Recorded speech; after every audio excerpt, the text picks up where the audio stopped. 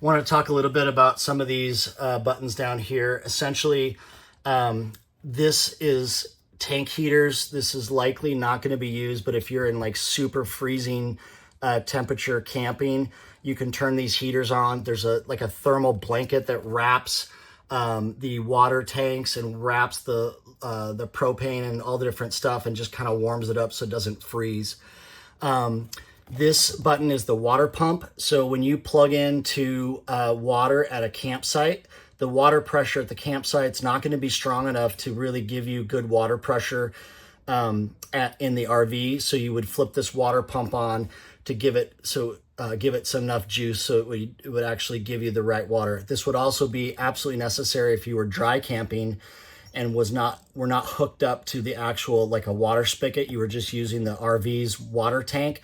You would have to have the water pump on to give you water. Now, if you're not using water, for example, you're going to leave for the day or you're going to go down to the lake, you can just flip this off so it's not burning, taking juice, because the pump is kind of on and energized, but you just don't want to leave it long term with the water pump on. So really, as needed, you can turn the water pump on, but you literally don't have to turn it on every time you want to turn the spigot on. If you're at camp, you can just leave it on.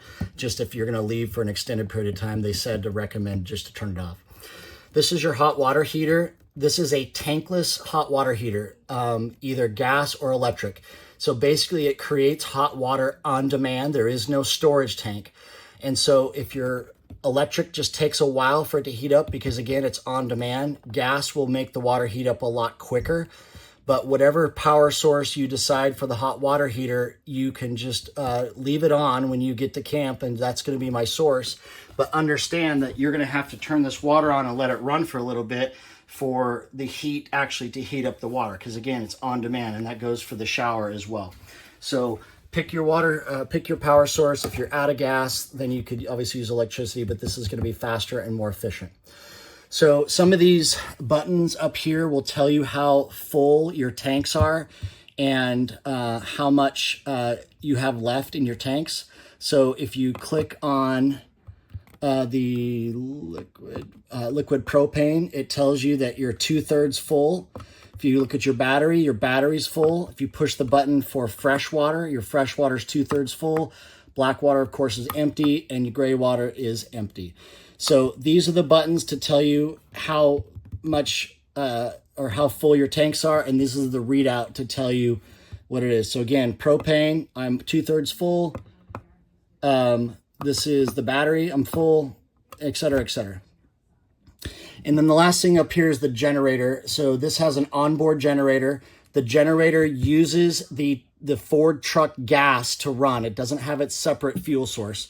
So it uses the Ford truck gas. And if you are running the generator and your vehicle gas gets down to like a quarter tank, this will automatically shut off so it doesn't strand you.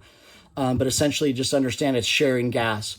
So to turn the generator on, you're going to hold down the button to the down position to stop for a couple seconds, and then this light will turn solid red. Once it does, then you're going to flip it up to start, and I'll demonstrate. So you're going to hold it down. It's solid. And then you'll start the generator. Sometimes you'll have to do it a couple times, they said, if you haven't ran it in a while.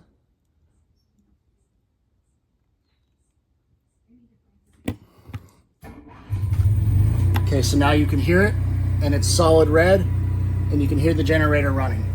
The other way to start and stop the generator is from the cockpit. There's a button right here below the air conditioning for the generator start and stop. Same thing is you're going to hold it down to prime, up to start. So in this case, I'm just going to turn it off, and you can hear the generator go off. A lot of these other buttons are just all self-explanatory. This is the dome light for the cockpit. One thing is of note is the headlights are not automatic. So if you leave them on, you're going to drain the battery. So make sure you turn those off. It doesn't have that automatic feature. And everything else can kind of be pretty much just the same normal driving.